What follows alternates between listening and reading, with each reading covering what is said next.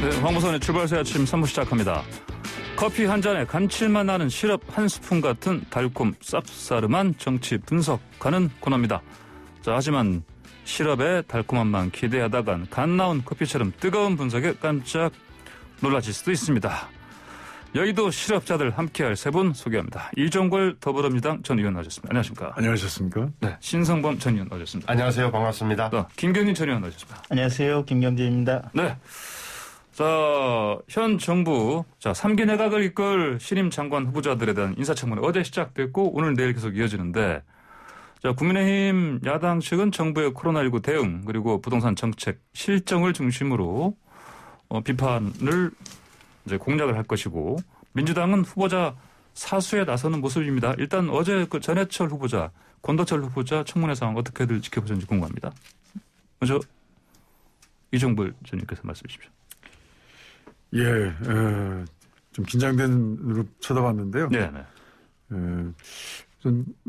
저는 전해철 후보자를 너무 잘 알고 오래전부터 서로 같이 변호사 활동도 하고 그래서 그냥 남같이 보이진 않았는데요. 예. 근데 한마디는 오늘 이렇게 말씀하신 것처럼 지난 14일 날 추미애 장관, 박지원 국정원장, 이제 퇴임하는 진영 행안장관이 이렇게 모였는데 그걸 보고 언뜻 느꼈습니다. 이 전해철 장관 후보자는 좀 뭔가 다른 생각을 해야 되지 않겠나. 그러니까 지금까지 그 세 분이 가지고 있었던 정보 관리의 권한을 어찌 보면 전해철 장관이 이제 만약 임명이 되면 그 정보 총수로서 역할을 하게 되는 거 아닌가 싶어요. 국정원에서 지난번 국정원법도 개정해서 이제 국정원이 관리하던 정보도 이제 경찰한테 넘겼죠.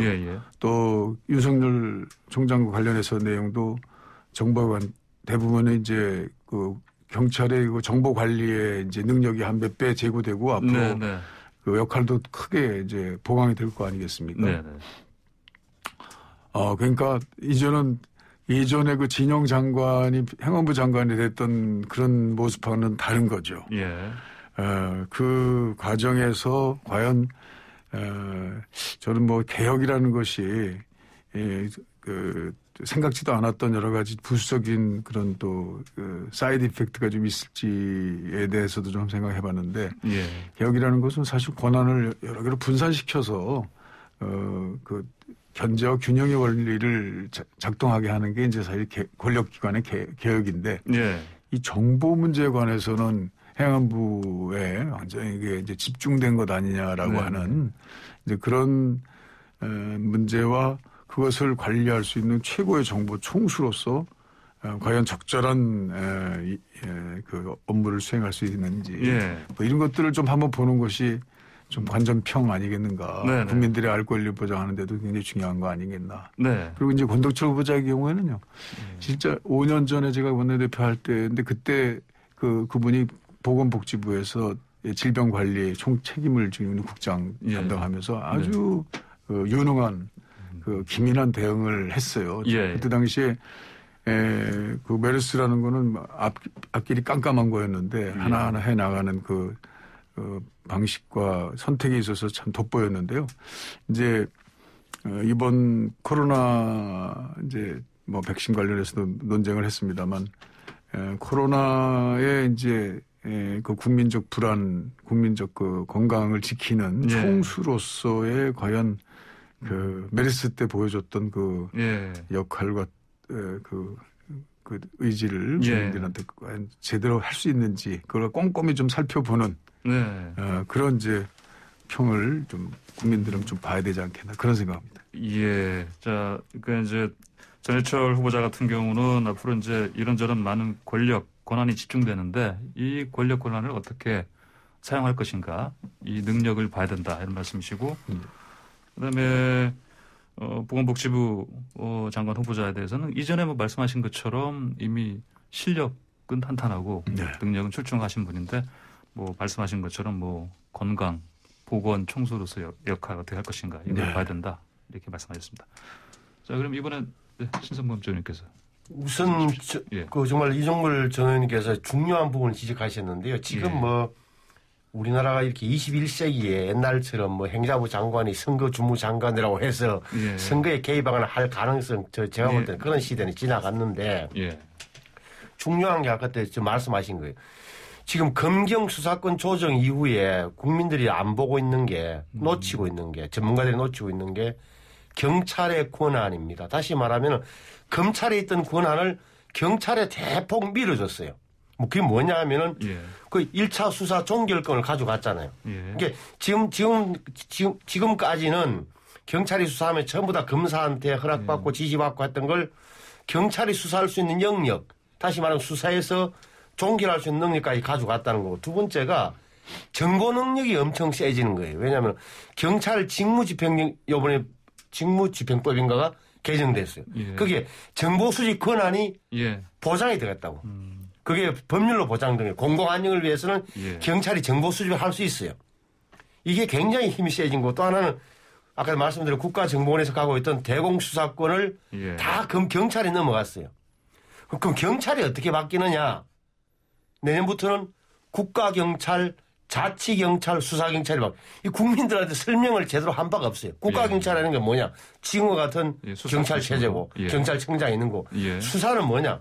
국가수사본부가 나오는 거예요. 미국 예. FBI 같은 거예요. 그게 네. 아무도 지금 관심이 없다고.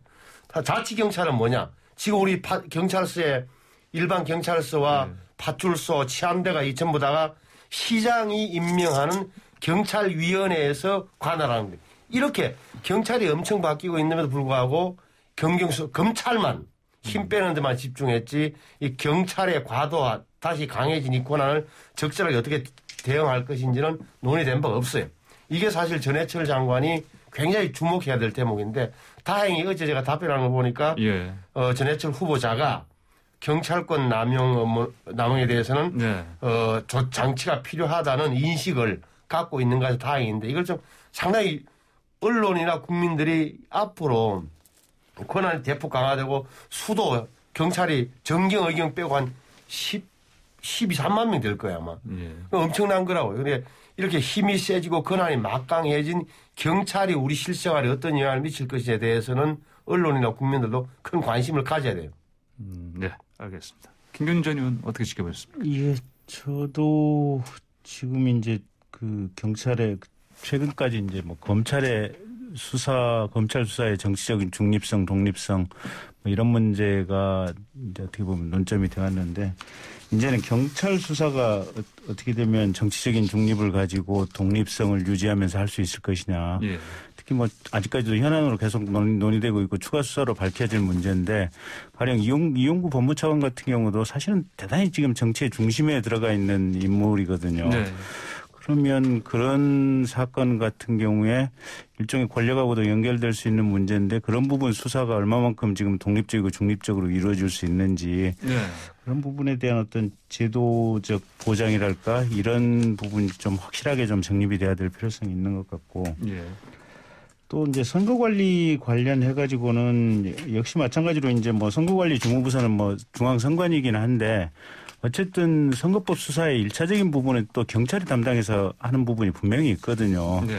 그래서 과거에도 이제 선거가 있을 때는 법무부 장관이나 행안부 장관 같은 경우는 사실은 정치인들 말고 관료 출신 외부에서 그냥 썼던 것이 관행인데, 계속해서 지금 문정부 들어와서 법무부 장관이나 행안부 장관 정치인들을 기용하고 있는데, 네. 그 부분도 여야 간에 좀 확고하게 좀 뭔가 합의가 됐으면 좋겠고, 문화로서 좀 이렇게 뿌리를 내렸으면 좋겠어요. 네. 그래서 저도 전해철 후보자 잘 알고 있고 존경하는 선배님이시긴 한데, 이게 시스템으로서는 뭔가 좀 변화가 있어야 되지 않을까. 네. 정치인이 이게 법무부 장관이나 행안부 장관 하는 것과 관련해 가지고는 뭔가 좀 근원적인 변화가 좀 필요하다, 이런 생각이 좀 들었고요. 예. 그다음에 이제 그 보건복지부 장관 같은 경우는 이 백신 관련해 가지고 지금 청와대 얘기 다르고 국무총리 얘기 다르고 뭐 여당 원내대표 얘기 다르고 다 다르거든요. 예. 제가 볼 때는 국무총리께서 말씀하신 부분이 제일 솔직한 얘기가 아닌가 싶어요, 보면. 네. 근데 어쨌든 이게 지금 현재의 상황이 여당이 대단히 지금 혼란 속에 있거든요. 보면 여당, 정부 여당이. 그래서 솔직하게 사과를 하고 지금부터라도 최선을 다해서 뛰겠다라는 자세로 네. 하는 게 좋겠고, 이게 많은 재원이 관련이 돼 있고 또 과거 메르스 때 공무원들이 징계받았던 어떤 전력이 있어서 조금 공무원들의 어떤 힘이 덜 실리는 측면도 있고 네. 그러다 보니까 대통령이 좀 직접 행동으로 뛰는 모습을 좀 보여주셨으면 하고 사실은 네. 이제 그게 어제 이제 장관 인사청문회에서 그런 부분도 사실은 실은 간접적인 어떤 자세나 태도에 대한 질문이 될 수도 있는 거거든요. 예. 그래서 좀 솔직하고 용감하게 그냥 했으면 좋겠는데 너무 좀 방어적인 답변이 아니었나 그런 느낌도 좀 들었습니다. 네. 근데 이제 그 예년에 저희 그 인플루엔자 독감 백신을 맞는 그 다음 주기를 보면 벌써 이제 이번 겨울은 끝난 거예요. 지난 11월 달에 이제 다 접종을 시작해서 이제 내년 지금 이제 제작하고 그 배양하고 뭐 이런 그 만드는 백신을 만드는 기관은 내년 올 겨울이나 다음 겨울을 준비하는 것이거든요. 네네. 지금 이제 코로나의 경우도 사실 지금 당장 백신을 투여하면 한 6월 정도나 이제 효과가 나오는 정도. 그리고 이제 또 한 절반 정도는 이제 효과가 없어 보이는 것이기 때문에 당장 다음 텀을 준비하는 것이라는 어떤 그 정확한 점을 우리 후보자가 좀 지적해 준 것 같아요. 물론 그렇지만 우리가 그 미국이나 뭐 이스라엘 뭐 없는 나라도 지금 당장 벌써 접종이 시작됐다라고 하는데 이제 그런 걸로 인해서 어떤 심리적인 안정이라든지 또 적응성이 빠른 사람들에 대한 어떤 뭐 접종 효과가 좀 있을 수는 있겠지만 뭐 이런 것들을 좀 저는 이번 그 장관 후보자는 좀 더 아주 정확한 사실에 근거해서 그 국민들 어떤 이 불안감이나 이런 것들을 그냥 근거 없이 이렇게 위로하는 뭐 이런 것보다는 이제 2기 내각에서는 그렇게 총수의 자리를 지키는 것이 좋겠다. 그러니까 사실 국민들이 지금 이 시점에서 정확히 알고 싶은 것은 도대체 몇 월 달에 어느 백신이 몇십만 뭐 구체적인 수량이 몇 월 달에 어느 정도 수량이 들어와서 우리가 접종이 가능한지 어떻게 계약이 되어 있는지 이것부터 알고 싶은데 정부에서 아무런 공개를 안 해요. 2, 3월이면 가능할 것 같다. 최대한 빠른 시간에 할 것 같다. 그다음에 계약 내용은 뭐 사실 지금 계약서 사인도 안 했다는 거 아니에요. 뭐 화이자나 뭐 대부분. 모더나 같은. 근데 이게 무슨 비밀 때문에 아무 얘기도 해줄 수 없다. 지금 이런 상황들 아니에요 보면. 그래서 제가 볼 때는 이렇게 해서는 국민들의 화가 지금 머리끝까지 솟을 것 같아요. 그리고 제가 아는 한은 이게 뭐 화이자나 모더나 같은 경우는 2번 맞고 그러면 이게 맞고 나서 한 보름 지나면 이제 면역이 생긴다는 거거든요, 보면. 그래서 국민의 한 60% 내지 70% 정도가 맞으면 이제 자연적으로 이제 사회 전체에 면역 효과가 생긴다라고 지금 전문가들이 들어서 그래서 어느 시점에 이게 백신을 우리가 맞을 수 있느냐가 우리가 마스크 벗고 편안하게 친구들 만나서 소주 한잔 할 수 있느냐고 직결되는 문제거든요, 보면. 그래서 그 부분을 정부가 사실은 이쯤 되면 대통령님이 나서서 명확하게 좀 해 주셔야 돼요. 우리 상황이 어떻다고. 그런데 어제도 제가 조금 기사를 보다 화가 났던 것은 내가 공무원에게 13번이나 지시를 했다고 그러는데 그럼 13번 지시를 하면 그 말을 꼬먹은 공무원들 지금 13번을 꼬먹었다는 얘기 아니에요, 보면. 그럼 다 자르고 해고해버려야죠. 도대체 이게 대단히 좀 화가 나는 상황이에요. 지금 김경진 의원 전 의원의 말씀이 굉장히 핵심을 짚고 있는 거예요. 그러니까 대통령께서 말씀하신 게 보면은 원론적이고 추상적이에요. 어디 행사장에 가서 그냥 우리 좀 거친 말하고 공자 말씀을 하신 거예요. 백신 중요하다, 치료제 중요하다, 국가가 도와줄 테니까 노력해라 이런 거고 이 사안의 심각성을 잘 모르시는 거예요. 말씀하신 대로 국민들이 궁금한 거는 언제 백신이 들어와서 내가 언제 맞을 수 있냐는 거거든요. 지금까지 드러난 바로는 아스트라제네카라는 거 1,000만 도어죠. 1,000만 번 나올 수 있는 그것만 2월달인가 3월달인가 돼 있고 효과가 좋다고 알려진 화이자와 모더나는 안 돼 있다는 거 아니에요. 근데 다른 나라는 이미 아시는 대로 뉴스마다 뭐 바이든 당선인이 맞았네, 마이크 펜스가 맞았네, 뭐 이스라엘 이런 식으로 나오니까 국민들은 도대체 우리는 뭐 하고 있었던 거냐고 물었던 거고 그럼 왜 다른 나라는 저렇게 열심히 일찍 서둘렀느냐. 백신이 결국은 백신 최종 종결자라고 본 거예요. 백신을 놔야 60% 이상 되면은 예. 집단 면역이 생겨서 진짜 말씀하신 대로 경제 활동도 가능하기 때문에 돈을 꼬로박는 하나 있더라도 표현이 그렇습니다만 게임 체인저라고 하죠. 네. 네. 그래가지고 노력한 거라. 우리는 왜 그런 판단 안 했느냐. 지금까지 나온 걸로 봐서는 K 방역이 잘 됐다. 예. 우리는 확진자도 적고 하니까 너무 자신감이 있었던 여기 빠졌단 말이에요. 온 국민이 알고 있어요. 그럼 이 대목에 대해서는 아까 말씀하신 대로 우리는 이러저러한 연유로 판단이 잘못됐다. 근데 지금부터라도 빨리 하겠다. 예. 이렇게 나오는 게 정상적인데 그런 부분에서 말이 없고 자꾸 노력했는데 어쩌고저쩌고 하는 이런 핑계거리만 되니까 국민들이 화가 난 거란 말이에요. 예, 이제 이렇게 이제 특히 백신 관련해서 특히 야당 쪽에서 비판 목소리가 거세고요. 또 언론에서도 이 접종이 너무 늦어진다. 이렇게 이제 비판 기사를 많이 쓰니까 지금 사실은 청와대에서 어제 이게 백신의 정치화다. 이렇게 얘기를 했고 또 김태년 또 민주당 원내대표는 한 언론이 이제 기사를 낸 게 있는데 이제 내용을 혹시 보셨는지 모르겠습니다. 정부의 방역 실패란 낙인을 찍었다. 그래서 정부와 국민의 신뢰를 흔들고 있다. 이렇게 비판했습니다. 그러니까 이제 방역 실패라고 어쨌든 정부가 고생한 건 맞아요. 그러니까 보건복지부나 질병관리청 공무원들 대단히 고생한 거 많고 지금도 의료 현장에서 정말로 수없이 많은 공직자와 의료진들 또 봉사자들이 대단히 힘들게 지금 이 상황을 이게 관리해 나가고 계시는 거 아니에요, 보면. 근데 이 백신 전문가들 얘기에 따르면 어쨌든 백신이라고 하는 것이 그게 맞고 나서 효과가 6개월이 가든 1년이 지속이 면역 효과가 1년이 6개월이 지속이 되든 1년이 지속이 되든 최소한 한 번 내지 두 번 맞으면 6개월에서 1년 정도 면역이 생긴다는 거 아니겠습니까?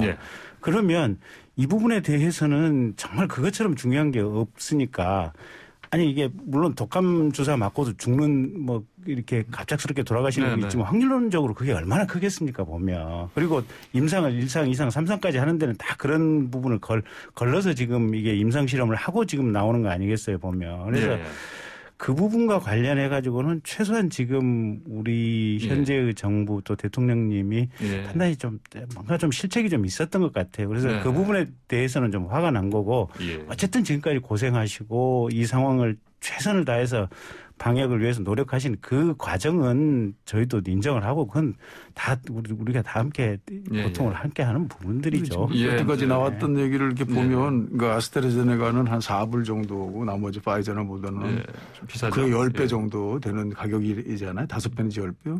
그래서 이제 아스트라제네카의 그 생산 과정 균주를 배양해서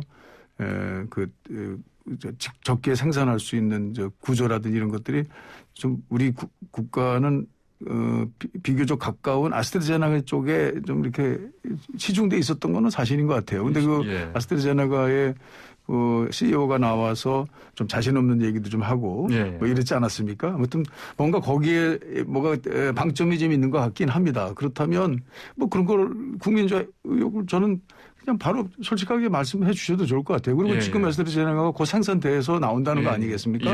그리고 가격도 싸고 그리고 또 우리 몇 개의 기업, 제약 기업에서 균주를 직접 받아가지고 여기서 생산해서 이제 바로 공급한다는 체계를 좀 준비하고 있었다는 얘기도 있었고 그런 것들을 좀 국민들한테 보여주시면 좋을 것 같고요. 그런데 어떻든 간에 지금 이 K 방역 이런 얘기를 좀 스스로 얘기한 측면도 있긴 있습니다만 해외에서 오신 우리 동포라든지 외국인들의 얘기가 아무튼 한국에 최근에 한 1000명 단위로 확진자가 증가하는 것에 대해서 뉴스거리라고 그런 거 아닙니까? 사실 지금 현재까지 무슨 치료제가 있었던 것도 아니고 또 이제 백신은 이제 접종이 되고 있는 건데 보면 사실 그 걸린 사실에 대해서 관리를 잘하고 또 걸리지 않도록 어떤 사회적 거리두기나 이런 것들을 국민들이 잘 따라줘서 이렇게 된 거 아니겠습니까? 적기에 그런 조치를 국민들한테 예고하고 국민들을 잘 따라주고. 그런데 어떻든 간에 이번 정부에서 그것이 어느 정도 잘 관리돼서 여러 가지 좀 좋은 평가를 받고 있는 거예요. 그러니까 그거를 좀 보수 언론들은 그걸 어떻게든지 무너뜨리기 위한 별로 이렇게 아직도 보이는 수준 낮은 그런 비판이나 통계 수치 조작이라든지 이제 침소 봉대라든지 이런 것들을 통해서 어떻게든지 이 정부의 그 뭔가 좀 장점들을 무너뜨리려고 하는 그런 의도들이 보인단 말이죠. 예, 예. 그런 것에 대해서 예. 저는 좀 지적하고 예를 들면 정말 한 달 사이에 사망자가 1명이었는데 24명이 됐어요. 그래가지고 한 달 사이에 23명이 더 늘었다고 해서 2,300%가 증가했다라고 하는 그런 방역 실패의 책임을 져라. 뭐 이제 그런 것들도 또 어찌 보면 과장된 표현이긴 합니다만 지금 현재 솔직한 건 솔직하게 얘기하고 그리고 지금 이제 어찌 보면 마무리 단계에 가고 있는 이 코로나 바이러스의 그 방역에 관해서 전 국민적 합심된 의지 뜻이 좀 그 국민들을 좀 편안하게 만들었으면 좋겠다. 권덕철 후보자 얘기하다가 좀 백신 얘기 나와서 좀 이쪽 얘기가 길어졌는데 이쪽으로. 황 후보자님 근데 지금 그 후보자 어제 발언한 것 중에서는 심각한 문제가 있다고 보는 게 이 양반 타고난 보건 행정 관료밖에 안 된다는 표현을 제가 감히 쓰고 싶었는데 이분이 어제 어떤 얘기 했냐면은 내년 11월 인플루엔자가 유행하기 전에 순차적인 면역책. 그러니까 이 후보자가 보건복지부 차관까지 하신 분인데 지금 백신 문제의 심각성을 전혀 모르고 있어요. 그러니까 기존의 보건행정 관료들 갖고 있던 인식을 그대로 갖고 있는 분이라는 게 드러난 게 결국 어제 했던 얘기 중에 하나가 또 뭐 공무원들이 감사원 지적으로부터 안 받았으면 좋겠다. 겁을 냈다. 이런 그 말씀만 계속 하시는 거 보고 이 백신 문제의 심각성을 정확히 모르고 있구나 하는 생각을 가질 수밖에 없어요. 제가 원래 대통령께서도 어제도 말씀하신 것 중에 하나 보면 미국이나 유럽은 생산국이라서 먼저 맞는 게 어떻게 보면은 뭐 할 수 없는 거 아니냐 이런 말씀하셨는데 유럽이나 미국은 그렇다 치더라도 뭐 우리가 알잖아요. 싱가포르라든지 뭐 다 나오는 이제 다른 나라들도 그렇게 일찍 뭔가를 노력했다는 부분을 그 부분을 또 언급하지 않으시면 대통령의 인식이 오류가 있거나 보고를 잘못한 거예요. 그건.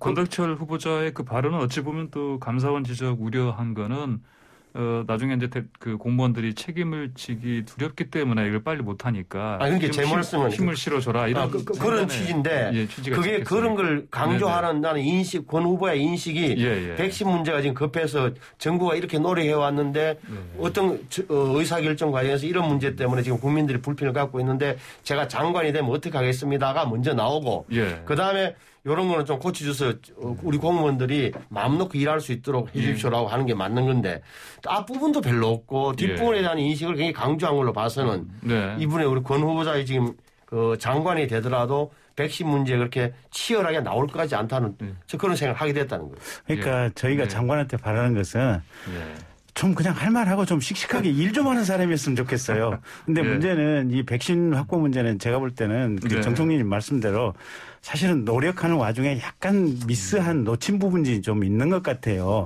그럼 그냥 그거 인정하고 지금부터 제가 그냥 열심히 뛰겠습니다. 뭐 이렇게 얘기를 하면 좋은데 그러면 그냥 저절로 신뢰가 갈 거예요 보면. 근데 대체로 지금 우리 사회 전체가 대통령님부터 시작했고 전부가 특히 행정부 전체의 흐름이 뭐냐면 그냥 훈수는 두고 뭐 말은 뭔가 하는데 책임지고 그냥 자기가 몸으로 뛰면서 뭔가를 하는 사람은 아무도 없다는 느낌이에요 보면. 그런 면에서 주무장관으로서 인사청문회 과정에서 그 발언이 머릿속에 일단의 생각을 우리가 엿볼 수 있는 거 아니에요. 조금 아쉽다 이런 얘기죠. 알겠습니다.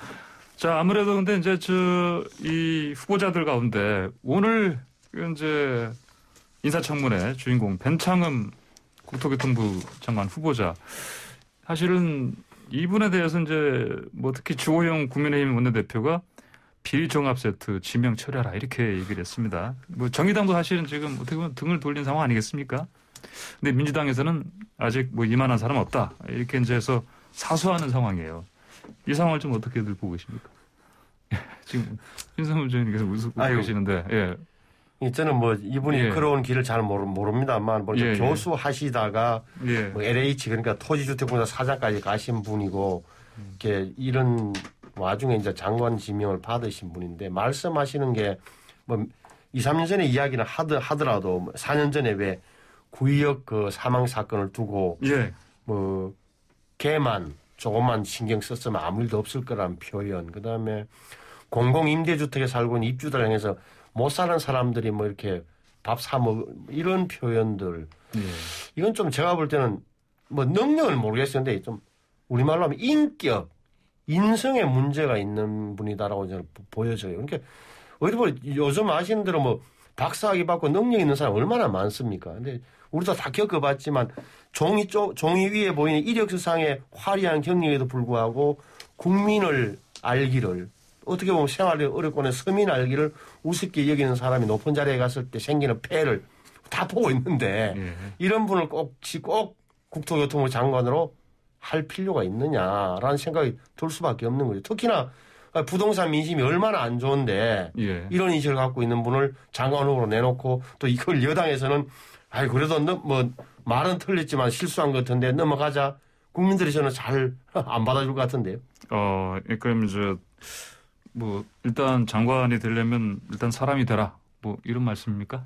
그렇죠. 예, 알겠습니다. 근데 이제 지금 민주당 쪽에서는 이번에 과거 어떤 발언은 발언이고 이분이 이제 어떤 부동산 전문가로서 네. 앞으로 펼쳐낼 뭐 정책 비전 이걸 봐야 된다 이렇게 사실 네. 옹호하고 있습니다. 이제 예. 경제학을 하고 그리고 이제 미국에서 공부도 하셨고 환경대학원에서 우리 국내 뭐 석사도 하고 그랬던 분인데요. 이제 좀 중요했던 거는 그때 이명박근혜 대통령 시절에 이제 그때도 뭐 부동산 지적이 많았습니다. 그때는 이제 규제를 많이 푸는 그런 분위기였었던 거죠.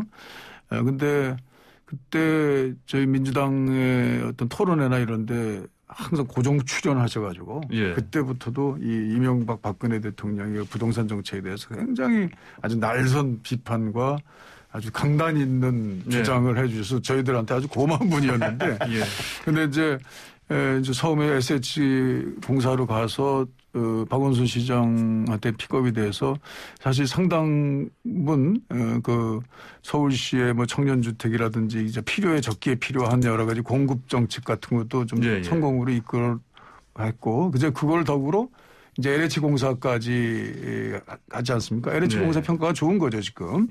그래서 제가 볼 때는 지금 이제 뭐 부동산 공급이 좀 부족한 그런 이유로 해서 지금 이제 부동산 가격이 아주 영끌 세대까지 만들어내는 그런 좀 시기에 우선 지금 있었던 여러 가지 그 좀 문제점들을 해결할 수 있는 이제 주무장관으로 왔던 거 아니겠습니까? 그러니까 저는 이제 뭐 청문회에 뭐 이렇게 지적되고 있는 내용들이 뭐 이제 뭐 여러 가지가 있는 것 같아요. 근데 오늘 이제 청문회가 이루어지면 이제 그런 것들이 많이 확인되겠습니다만 뭐 딸 유학 이제 갈 때 어떤 뭐 과정이라든지 또 애들 데려갔을 때 외짝 부부 한 분이 데려갔을 때도 그걸 외국 있는 초중등학교를 보냈다라든지 뭐 이런 것들은 뭐 예전에 뭐 전 의원이나 뭐 기타 여러분들한테 지적됐던 사실인데 그런 내용들이 또 있었던 것 같아요. 근데 그건 참 그런 것들이 이제 하나하나 누적이 되면서 이거 굉장히 문제가 많은 사람이다 이렇게 생각이 되긴 되는데 다 사실 보면 다 옛날에 나왔던 내용들의 이제 반인 것 같아요. 그러니까 옛날 전에 인사청문회에서 지적된 어떤 분들보다 훨씬 고고하고 정말 뛰어난 도덕적 수준을 가지고 있는 분이다라고 보여지진 않지만 그러나 뭐 그 내용들을 보면 이미 다 나온 또 다 한 번씩 됐고 그리고 또 다 지적이 됐고 또 그걸 통해서 이제 또 장관이 됐고 이런 그런 이제 내용들 메뉴들이 대부분인 것 같아요. 그러니까 좀 어느 정도 저희 정부로서는 급합니다, 사실. 부동산 주무장관으로서 그동안 그래도 성공 커리어를 가지고 있고 이분이 가지고 있는 것에 대한 이제 좀 검증을 중심으로 해서 야당도 부동산 정에 좀 집중해서 좀 이번에 유불리 당위론 뭐 이런 것들을 좀 잘 국민들한테 알려주시면 좋겠다 그런 생각인데 저는 사실 개인적으로는 근데 이분이 가지고 있는 저번에 처음에 나왔던 토지 임대부 그 공급 방법의 경우는 예. 좀 여러 가지 가정이 우리 국민들의 부동산에 대해서 대하는 어떤 그런 심성에 실험되지 않은 여러 가정들이 몇 개 들어있어서 거기에다 너무 집중해가지고 만약에 그게 성공이 안 되면 또 이거 큰 그 국민들 시체 반발 오지 않겠나 이런 것이기 때문에 좀 시뮬레이션을 해가지고 철저하게 검증된 내용들만 할 수 있도록 좀 조심스럽게 추진해달라 그런 생각입니다. 김경진 전 의원 좀 저는 변창 후보에 대해서 할 말씀 많으신 것 같아요. 예. 뭐 할 말이 많지는 않고요. 그러니까 공직자라고 하는 게 특히 장관쯤 되면 우리가 바라는 게 일단 올바른 마음이 좀 올바라야 되고요. 제대로 된 전문 식견 가지고 있어야 되고 그다음에 제대로 용기 있게 자기 일을 이렇게 여론이라든지 또는 누구 반대하는 사람을 뚫고 올바른 것을 실천할 수 있는 행동을 해야 되고 이제 이런 게 필요하다고 보는데 이 사람이 과연 올바른 마음을 가지고 있을까? 저는 그 부분이 제일 퀘스천 마크인 게 아까부터 퀘스천 마크예요. 아까 그 구의역 요구 상관없이 한 3주 전에가 대통령님께서 그 화성 그 행복주택 갔다 왔잖아요. 그때 LH 사장 자격으로 옆에서 지금 배석했던 거 아니에요. 그리고 이게 LH가 공급하는 거 아니에요. 맞습니다. 근데 그게 그 대통령 가신다고 지금 두 채 인테리어비 4,200만 원인가 들여가지고 일부러 예쁘게 꾸며가지고 화면 나가게 한 거 아니에요, 보면. 사실은 대통령님이 오신다면 그냥 보통 사람이 살고 있는 보통의 집에 데리고 와서 현상이 이렇습니다, 대통령님. 그리고 우리가 가령 이 부분에 대해서 우리가 예산을 이렇게 더 써야 됩니다. 아니면 우리가 지금 부족한 부분이 이런 거고 이건 제가 LH 사장으로서 이 부족한 부분을 할 수 있는 역량의 한계가 있기 때문에 차라리 뭐 국토부 장관을 시켜주시는지 아니면 뭔가 이런 부분에 대해서 서로 뭐 유기적인 협조가 되면 이렇게 잘할 수 있겠습니다. 이렇게 한다면 제가 볼 때는 그 사람은 오히려 장관을 할 수 있는 기본적인 심성이 된 사람이에요. 대통령님이 오시고 화면에 깨끗하게 나가서 국민들에게 보여주기 위해서 일부러 대통령님 오시는 주택의 인테리어를 해가지고 그것만 보여주려고 했다. 제가 볼 때는 이분 마음이 그렇게 맑은 마음이 아니에요. 맑은 마음이 아니다. 저는 딱 거기서부터 걸려요. 자, 이제 부동산 얘기 나왔으니까요. 지금 여당에서 그 1가구 1주택을 뭐 법으로 추진하겠다 이런 얘기가 나옵니다. 근데 이게 또 잘못하면 뭐 위헌 논란에 또 휩싸일 수도 있고요. 지금 보니까 진성준 의원 등 더불어민주당 의원 12명이 발의했죠. 이게 어제였죠. 주거기본법 일부 개정 법률안. 이 방향이 어떻게 맞다고 보십니까? 김 의원님. 저는 이게 이제 다행히 그걸 뭐 위반했을 때 무슨 형사처벌 조항이 있는 것은 아니고 그다음에 몇 가지 예외적인 상황도 인정을 해놨더라고요. 그래서 이게 무슨 전면적인 위헌인지는 모르겠어요. 근데 위헌 가능성이 없지는 않아요. 보면 위헌 가능성이 분명히 좀 있는 거고. 두 번째는 이게 만약에 이제 이런 식으로 국가 전체가 뭐랄까 약간의 사회주의 뭐 어느 정도의 사회주의성이 가미된 정책을 하고 갔다가 지금은 경제가 전 세계적으로 움직이는 경제 아니겠습니까? 그리고 외국인의 부동산 취득을 우리가 막을 방법도 없거든요. 그러면 이게 집값을 인위적으로 법과 제도로 이렇게 잡아놨다가 어느 순간에 이게 풀리면 가령 외국의 투기 자본이 들어오는 것은 또 어떻게 할 것인지. 그래서 이 부분은 법과 제도로 할 부분은 아니다. 정책을 가지고 최선을 다해서 노력을 하고 그 와중에서 상황에 따라서 탄력성을 가지고 해야 될 문제지 입법화할 문제는 아니다. 하지만 이 입법화를 하겠다고 할 정도로 정부 여당이 마음을 쓰고 있고 뭔가 고심을 하고 있다. 그런 동기에 있어서는 가점을 드리고 싶지만 법제화하는 것은 저는 반대라고 합니다. 이제 주거기본법이 이게 보니까 박근혜 정부 때 만들어진 법입니다. 뭐 그 내용은 보니까 진짜 있으나마나 한 법입니다. 그냥 헌법의 규정상 국민을 위해서 국가는 뭐 재산과 국민들에게 행복을 추구하게 할 권리가 있다라든지 뭐 이런 정도의 내용에 뭐 불과한데 거기에다가 요새 최근에 이제 그 주택 상승이라든지 취약계층, 주택 취약계층에 대해서는 거의 이제 뭐 주거를 보장받기가 힘들다라고 하는 그런 그냥 한숨이 나오는 그런 분위기. 그런데 국가는 국민들이 그렇게 슬퍼하고 힘들어하고 정말 희망을 잃어버렸을 때 그걸 가만히 있을 수는 없는 거예요. 그래서 최근에 이제 여러 가지 나온 그 논설을도 보면은 주거 복지, 주거 급여. 그러니까 이제 지금까지 무슨 재난소득 국가가 그냥 돈을 막 뿌리지 않습니까 지금? 예. 근데 그 정도로 지금 야당에서는 이제 그 젊은이의 영혼까지 다 팔아버린 그런 이제 희망 없는 세대에 살고 있다라고 했을 때 국가는 어떡합니까? 국가는 해야 됩니다. 국가가 주거급여를 하나의 복지제도로 만들어서 지금 이제 뭐 기본소득, 기본 대출, 기본 금융, 뭐 기본까지 지금 얘기하고 있는데 저는 1세대 1주택이라고 하는 그런 것을 이제 하나의 기본적인 주거 공간이라고 생각하고 예. 거기에 이제 구체적으로 뭐 몇 평이라고 하는 평균적인 이제 그 공간도 개념도 창출을 하고 예. 그리고 또 표준 임대료 그러니까 그 값이 너무 올라가니까요. 예. 표준 임대료가 이제 어느 정도 설정이 됐는데 그곳에 훨씬 못 미치는 가격이 폭증되는 어떤 상황이 있다든지 이랬을 때 정부는 어떤 방식으로든지 뭐 그걸 뭐 보조금을 지급한다든지 아니면 가격을 좀 낮추게 하는 방법이라든지 어떤 정책도 해야 될 그런 정부의 의무가 있는 거거든요.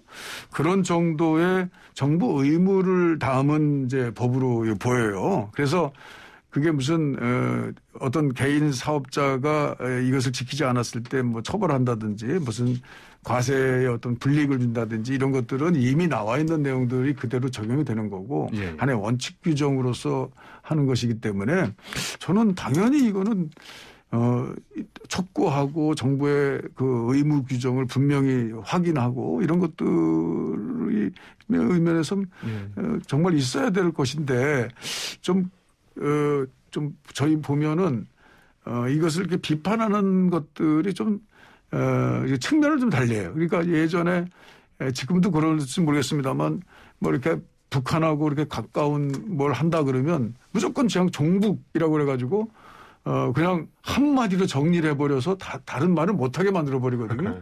종북을 좋아하는 사람이 누가 있나요? 사회주의라고 지금 그러고 있어요. 이거를 가지고 사회주의로 가자. 정치권에서 국회의원도 하신 분이 이런 얘기를 해요. 여기에 뭘 사회주의까지 끌고 나옵니까? 보면 우리 헌법에 보면은 재산권의 보장은 법률로 할 수 있어요. 예. 그리고 다만 그 법은 정당한 법이어야 된다고 하는데 정당성 여부라는 건 얼마나 어렵습니까? 이걸 가지고 무슨 우리 헌법에도 다 규정이 있는데도 불구하고 이걸 사회주의라고 하는 그 어떤 좀 이렇게 그 사람의 어떤 휘발성이 높은 단어를 써서 논쟁 자체를 이렇게 오히려 이런 논쟁은 저는 많이 하면서 좋다고 생각하는데 논쟁을 오히려 죽여버려요.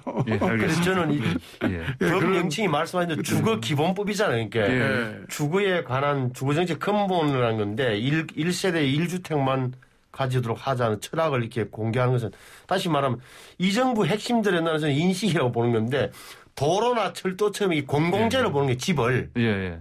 뭐 그렇게 볼 수도 있었는데 땅에 대해서는 공공재라는 인식이 많이 퍼지는데 집에 대해서는 아니, 두 채를 가지고 세 채를 가지고는 자유인데 다만 세금을 많이 내라는 게 우리의 원칙 아닌가요? 그런데 여기에 대해서 이렇게 해놓으면 국민들이 당장은 집이 없는 사람은 국가에서 해줍니까? 1세대 1주택이라 하면 그런 건 또 없잖아요. 그럼 제가 원래 그래서 일부에서 뭐 이종훈 저는 최소합니다만 일부에서는 그렇게 공공재로 집을 보면 그게 사회주의적이지 않느냐 뭐 이렇게 이제 비판을 하는 거고 이 주택 문제가 1가구 1주택을 어떻게 보면 가장 전면적으로 해결했던 게 제가 관찰한 바에 의하면 구소련이에요. 구소련에서 후르시초프 초프 시대에 아파트를 엄청 지었어요. 제가 모스크바에서 확인한 건데 후르시초프 카라 그래요. 그 아파트 자체를 한 20평 되는데 왜 판넬로 지어서 굉장히 튼튼하게 지었어요. 안에 부엌도 있고 거실도 있고 그걸 전면적으로 굉장히 공급해갖고 당시에 소련이 미국에 대해서도 봐라 우리 근로인민대중을 이렇게 잘하고 있다고 자랑할 만한 그 업적이라는 게 소련 시대의 유일하게 어떻게 보면 그것도 1가구 1주택이 안 됐어요 결국은. 새가 있었는데 어찌됐건 그 정도로 그런 거다. 그리고 주택을 공공재로 보는 발상은 공공재라고 주장하는 발상은 굉장히 잘못되게 법안으로 성립되기도 힘들 겁니다. 알겠습니다. 자, 지금 방금 전에 그 청취자분께서 3449님께서 부동산은 절대로 시장에 맡겨야 한다 이런 의견 주셨는데 자, 여기 세 분 의견 지금 시간이 별로 안 남아서요. 딱 한 30초씩만 좀 짧게 좀 해주시기 바랍니다. 예. 예, 이정구 의원님. 예. 네. 예. 물론, 어느 국민이든 지금 예. 우리 체제에서 네. 시장의 반항에서 시장을 거스르는 방법으로 해결할 수 없다는 것은 다 알고 있습니다. 네. 그러나 이제 시장 자체가 특히 부동산의 경우에는 작동이 안 되는 왜곡 현상들이 많이 있으니까 예, 예. 그런 내용들을 뭐 네. 세금으로 또 공급으로 또 뭐 공공적인 임대주택의 그 내용으로 이런 것들을 이제 예. 좀 시장을 보완하려고 하는 것이라는 예, 것 예. 그것들을 꼭 좀 예. 알아주셨으면 하는 생각입니다. 알겠습니다. 시장 네, 이게 네네. 보통 시장의 저항을 개혁에 대한 저항으로 착각하고 있는 게 이 정부의 제가 생각 같아요. 근데 이때 시장이라면 시장에 나는 합리성이야. 그 합리성이라면 네. 이 사회 구성원들의 욕망도 있을 수 있고 남들의 판단, 앞으로 전망 이렇게 다 녹아드는 거예요. 근데 네. 그래서 이 상식이라고 표현해야 되는 거예요. 그래서 시장을 거스르면서 성공할 수 없다는 것은 국민의 욕망과 상식을 벗어나면은 저항을 받게 된다는 뜻입니다. 네, 김은희 전 의원도 말씀. 네, 어차피 예. 큰 틀에서 보면 지금 인구 감소 추세 속에 우리나라가 있고요. 예. 이제 그런 와중에 이제 중간 정도 그래프로 지금 1인 가구가 늘어나고 있기 때문에 예. 1인 가구가 늘어나는 게 제가 보기에는 인구 감소 큰 추세를 거스릴 수는 없는 문제인 것 같아요. 장기적으로. 그래서 네. 이게 집값 문제도 한 앞으로 지금부터 한 10년 정도가 문제지. 한 예. 10년 정도 보면 자연스럽게 아마 어느 정도 평행을 찾을 수 있지 않을까 싶고요. 예. 그래서 20, 30, 40대 젊은 분들 너무 그렇게 마음 안 졸이셔도 되지 않을까. 네. 그리고 지방에도 또 아름다운 데 많으니까 지방도 좀 눈길을 좀 주시면 어떨까 하는 의견입니다. 알겠습니다. 자, 오늘 세 분 말씀 여기까지 들었습니다. 감사합니다. 네, 감사합니다. 네, 지금까지 이종골 더불어민주당 전 의원, 신성범 전 의원, 김경진 전 의원과 함께했습니다. 네, 황보선의 출발새 아침 3부 마치고요. 저희 출발새 아침은 청취자 여러분들의 의견과 함께 만들어가는 방송입니다. 방송 들으시면서 의견 주실 분들은 우물정자 샵 0945번 50원 유료 문자로 주시기 바랍니다. 유튜브에서 YTN 라디오 검색하시면 잠시 뒤에는 조은지 기자와 함께 보이는 라디오 함께 즐기실 수가 있습니다. 잠시 뒤에 뵙겠습니다. 네, 아침을 뜨겁게 달구어주는 YTN 스포츠부 조은지 기자가 스포츠부가 얼마나 좋은지 전화로 나왔습니다. 안녕하십니까? 안녕하세요. 며칠 얼굴 안 보여줬어요? 올만에 뵙습니다. 의무연차가 너무 많아가지고 강제로 쉬고 왔습니다. 예. 저희 훌륭한 두 선배님이 맹활약하고 가신 거 잘 들었고. 김지영 부장하고 서분국 기자. 네, 어제는 특히 그 부장께서 도쿄올림픽 가능하냐 이런 큰 그림까지 그려주셨더라고요. 청취자 여러분들도 맨날 저만 듣다가 색다른 맛을 좀 느끼는 좋은 시간이 아니었을까 생각을 합니다. 부장이니까 좀 뭐 큰 그림을 보여주는 그런 그렇죠. 거 가져오려고 했는 것 같아요. 그렇습니다. 보니까. 자, 오늘 저는 침뱉기의 무서움 이 소식을 준비했습니다. 침뱉기요? 네. 침을 뱉으면 글쎄요. 네, 무섭죠. 사람한테 뱉으면 절대 안 되는 건 우리가 알고 있고. 그렇죠. 길거리에도 뱉으면 별로 보기 안 좋고. 보니까 제가 찾아보니까 경범죄로 최대 10만 원 벌금이더라고요. 10만 원 벌금. 근데 정확히 이제 말씀드리면 코로나19 시대 그라운드 침뱉기의 무서움. 그라운드라면은 우리가 뭐 농구장, 배구장 아닌 것 같고 축구장 아니에요? 축구장 아니에요? 예. 코로나19 바이러스 비말로 전파되기 때문에 조심을 해야 되잖아요. 경기장 선수들은 사실 맨 얼굴로 마주하고 땀도 많이 흘리고 침도 튈 수 있는 환경이죠. 굳이 뱉지 않더라도. 그래서 대부분 축구리그는 침뱉기를 코로나 시대 들어서 강력하게 금지를 하고 있습니다. 아니 그전에는 우리 많이 봤는데. 네, 많이 뵀죠. 많이 뵀죠. 그랬죠. 근데 코로나 때문에 이제 안전상 이유로 금지를 엄격하게 하고 있어요. 근데 침 뱉었다가 어마어마한 징계를 받은 선수가 있습니다. 독일 분데스리가 뮌헨글라트바흐의 공격수 튀랑 선수인데요.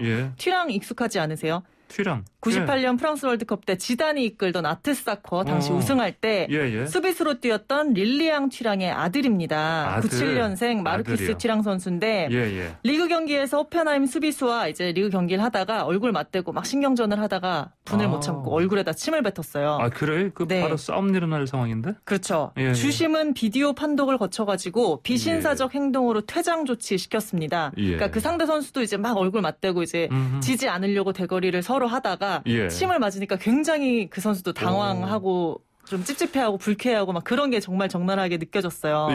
근데 이 퇴장된 이후에 독일 축구협회는 6경기 출전 정지와 벌금 4만 유로, 5,400만 원을 때렸습니다. 이것도 사실은 큰 돈이죠. 그럼요.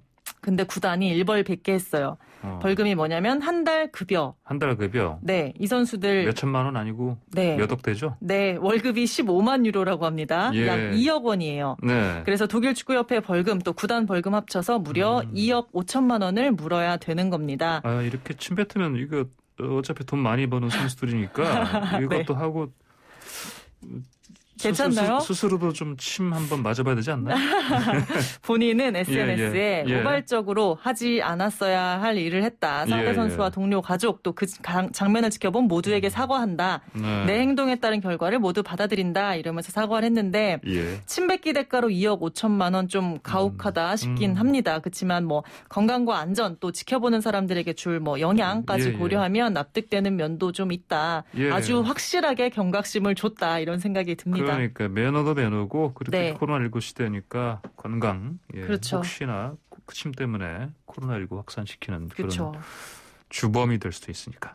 자, 다음은 또 야구 소식 하나 가져오셨죠? 네. 은퇴한 윤석민 선수 얘기인데 야구 소식인지 무슨 소식인지 모르겠어요. 그러면 은퇴하면 보통 다른 뭔가를 시작한다. 코치 무슨 그렇죠. 뭐 한다. 사업한다. 대부분이 그렇죠. 근데 골프 선수로 새 출발합니다. 어제 깜짝 소식으로 전해졌는데 윤석민 선수 KBO 대표 우완 투수로 시대를 풍미했던 선수죠. 2008년 베이징 올림픽 금메달 땄고 이듬해 WBC 준우승 또 2010년 광저우 아시안게임 금메달까지 태극마크를 달고서도 정말 강렬한 인상을 남겼던 기아의 중심입니다. 미국 무대도 두드렸지만 끝내 메이저리그 무대는 밟지 못했고요. 국내로 돌아와서 어깨 수술받고 재활하고 좀 마지막에는 부침을 겪다가 작년에 은퇴를 했고요. 이후에 취미로 즐기던 골프 훈련에 매진을 했다고 해요. KPGA 2부 투어에 정식으로 도전할 예정이라는데 정푸드 코리아가 어제 후원 계약을 맺으면서 공식적으로 이게 알려졌습니다. 정푸드 코리아요? 네. 정크푸드 코리아가 아니고요. 네. 미안합니다. 자, 그러면은 야구 선수니까 기본적으로 힘도 좋고 운동신경도 좋으니까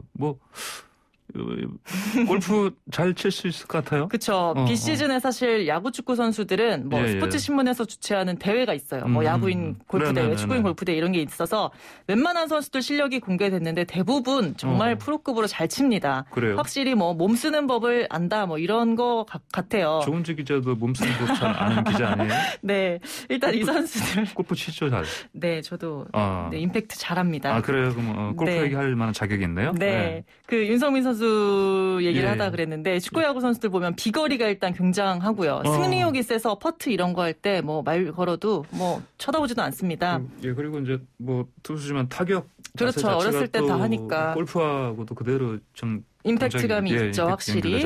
그래서 이제 윤석민 선수 제가 궁금해서 어제 발빠르게 유튜브 찾아보니까 여러 곳에 나와가지고 골프 친 게 있더라고요. 폼이 정말 깔끔하고 예쁩니다. 임팩트 당연히 좋고. 예쁘다고까지 표현하셨어요? 정말 예뻐요. 군더더기가 하나도 없어요. 임팩트 너무 좋고 체중 전달, 경기 운영 이런 게 정말 프로급이고요.